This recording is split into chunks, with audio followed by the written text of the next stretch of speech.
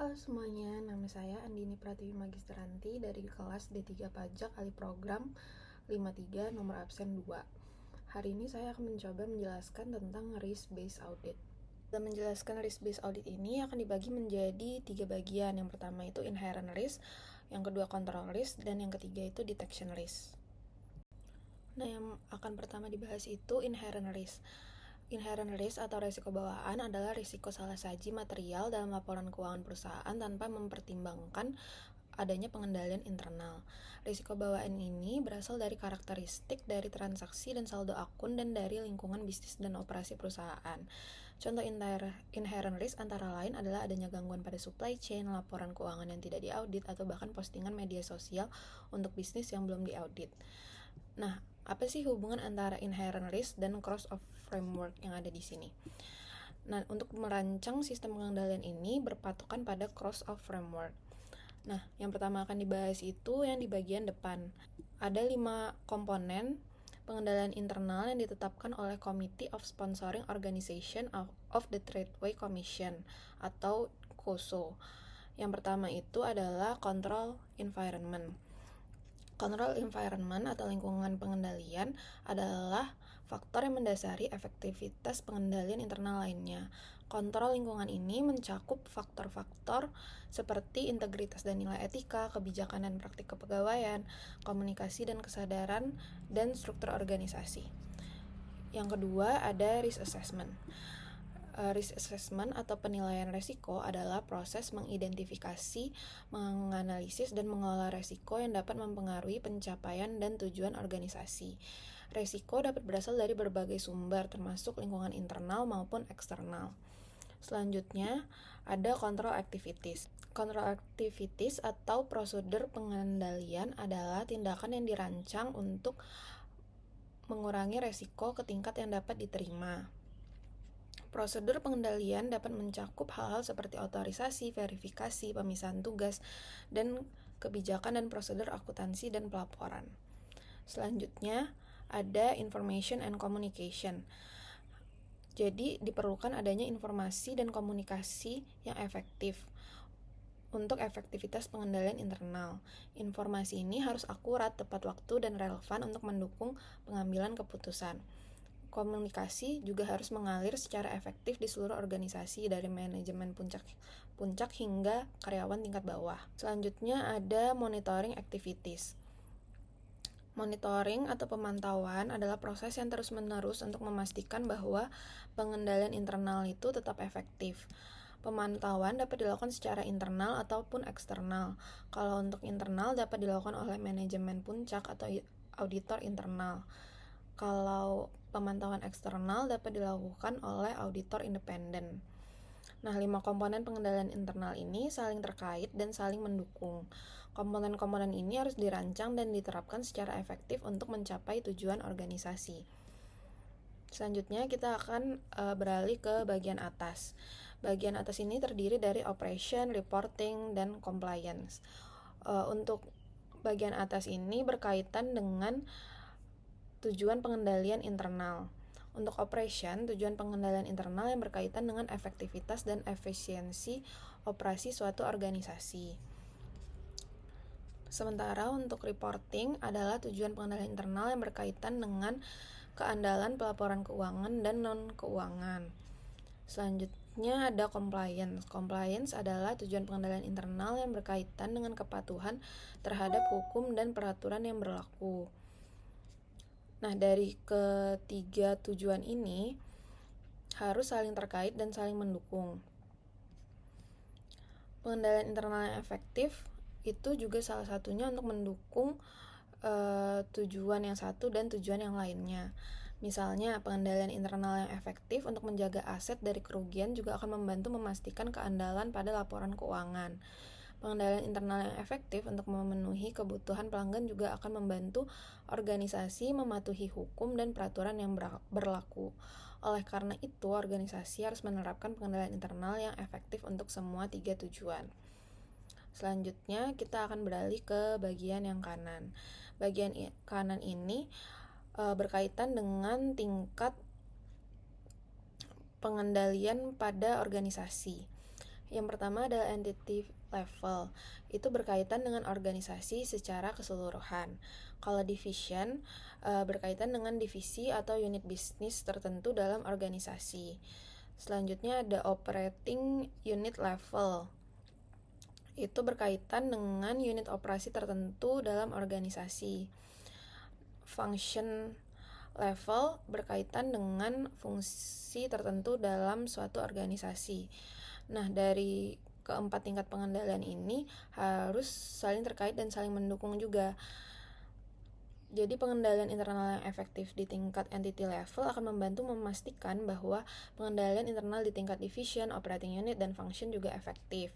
Contohnya, pengendalian internal yang efektif kalau di tingkat entity level untuk kepegawaian akan membantu memastikan bahwa karyawan di semua tingkat organisasi memiliki integritas dan nilai etika yang kuat. Pengendalian internal yang efektif di tingkat division level untuk operasi akan membantu memastikan bahwa operasi di semua divisi dalam organisasi berjalan secara efektif dan efisien. Oleh karena itu, organisasi harus menerapkan pengendalian internal untuk semua 4 tingkat ini dalam organisasinya. Nah, dari aspek-aspek yang sudah dijelaskan tadi, maka perusahaan akan bisa membuat sistem pengendalian internal yang tepat untuk perusahaannya. Selanjutnya itu ada analytical test. Analytical test ini dilakukan ketika auditor itu meminta laporan kepada manajemen dan melakukan tanya jawab ke manajemen, lalu auditor dapat menentukan akun-akun yang beresiko dan tidak, sehingga auditor hanya akan mengaudit akun-akun yang dianggap beresiko. Setelah itu dapat ditentukan materiality-nya. Nah, untuk materiality sendiri itu terbagi menjadi 3, ada OM, PM, dan AM. OM atau overall materiality itu biasanya di tingkat 1-3% dari sales. Untuk PM atau performance materiality itu di tingkat 60-85% dari OM. Sedangkan AM atau account materiality itu di tingkat 1-3% dari AM. Setelah menentukan materiality-nya, auditor dapat menentukan apakah masih perlu opini dari para ahli seperti IT, actuary, appraiser, and legal. Nah, selanjutnya itu ada control risk. Control risk itu adalah resiko bahwa pengendalian internal entitas tidak akan efektif dalam mencegah, mendeteksi, atau mengkoreksi salah saji yang material dalam laporan keuangan. Nah, untuk control risk ini terdiri dari control test dan TOT atau test of transaction, lalu ada analytical dan TODB, test of detail balance. Nah, yang pertama itu control test. Control test itu adalah prosedur audit yang dilakukan oleh auditor untuk mengevaluasi efektivitas pengendalian internal entitas. Control test bertujuan untuk menentukan apakah pengendalian internal entitas yang relevan dengan golongan transaksi, saldo, akun, atau pengungkapan tertentu efektif dalam mencegah, mendeteksi, atau mengkoreksi salah saji material.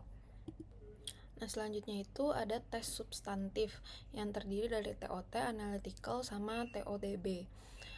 Yang pertama, TOT atau Test of Transaction adalah prosedur audit yang dilakukan untuk mengevaluasi kewajaran dan keakuratan individual transaksi yang dicatat dalam laporan keuangan. Prosedur ini berbeda dengan control test yang berfokus pada efektivitas pengendalian internal.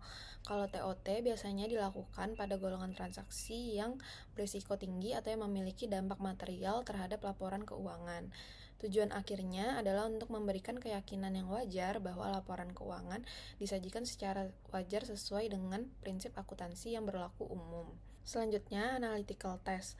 Analytical test adalah prosedur audit yang digunakan untuk mengevaluasi kewajaran dan keakuratan laporan keuangan secara keseluruhan atau komponen tertentu dengan menguji kewajaran data secara keseluruhan dengan mencari pola, tren, dan hubungan yang tidak biasa menggunakan analisis hubungan dan perbandingan data keuangan dan non-keuangan. Selanjutnya ada TODB atau Test of Detail Balance, adalah prosedur audit yang dilakukan untuk mengevaluasi kewajaran dan keakuratan saldo akun pada laporan keuangan. Berbeda dengan Test of Transaction yang berfokus pada individual transaksi, kalau TODB lebih berfokus pada keakuratan saldo akun secara keseluruhan. Tujuan dari prosedur substantif tadi untuk menguji apakah transaksi tersebut sudah sesuai dengan tujuan audit. yang terdiri dari completeness, existence, valuation, accuracy, sama presentation. Nah, dalam melakukan pengujian ini, auditor memerlukan pemerolehan bukti melalui yang pertama itu bisa dari inspeksi, yang kedua observasi, ketiga konfirmasi, keempat rekalkulasi, 5 pelaksanaan kembali, 6 analisis, dan terakhir dengan wawancara. Nah, dalam audit terdapat beberapa elemen penting yang perlu diperhatikan oleh auditor untuk memberikan opini atas laporan keuangan entitas yang diaudit. Yang pertama itu accounting estimate atau estimasi akuntansi, yang merupakan perkiraan nilai yang digunakan dalam laporan keuangan ketika tidak ada nilai pasti yang tersedia. Penggunaan estimasi akuntansi wajar dan sesuai dengan prinsip akuntansi yang berlaku umum merupakan hal yang penting. Auditor harus mengevaluasi apakah estimasi akuntansi yang digunakan oleh entitas wajar dan didukung oleh bukti yang cukup. Selanjutnya ada going concern atau kelangsungan usaha. Kelangsungan usaha adalah asumsi bahwa entitas akan terus beroperasi di masa depan yang dapat diperkirakan. Auditor harus menilai apakah terdapat ketidakpastian material yang terkait dengan kelangsungan usaha entitas. Jika terdapat ketidakpastian material, auditor harus mengungkapkan ketidakpastian tersebut dalam laporan auditnya. Selanjutnya ada related parties atau pihak terkait. Adalah pihak yang memiliki hubungan pengendalian atau pengaruh signifikan terhadap entitas. Transaksi dengan pihak terkait beresiko tinggi terhadap kecurangan dan salah saji. Auditor harus mengidentifikasi transaksi dengan pihak terkait dan mengevaluasi apakah transaksi tersebut dilakukan sesuai dengan asas arm's length principle. Selanjutnya ada subsequent event atau peristiwa setelah tanggal neraca. Merupakan peristiwa atau transaksi yang terjadi setelah tanggal neraca pelaporan tetapi sebelum tanggal laporan audit diterbitkan. Peristiwa setelah tanggal neraca dapat berdampak material terhadap laporan keuangan. Jadi auditor harus mengidentifikasi peristiwa setelah tanggal neraca dan menentukan apakah peristiwa tersebut memerlukan penyesuaian atau pengungkapan dalam laporan keuangan. Keempat elemen ini sangat penting dalam audit karena auditor harus mempertimbangkan secara keseluruhan dalam memberikan opini auditnya. Dengan memahami dan mengevaluasi elemen-elemen ini secara seksama, auditor dapat memberikan keyakinan yang wajar bahwa laporan keuangan disajikan secara wajar. Selanjutnya, kita akan masuk pada detection risk.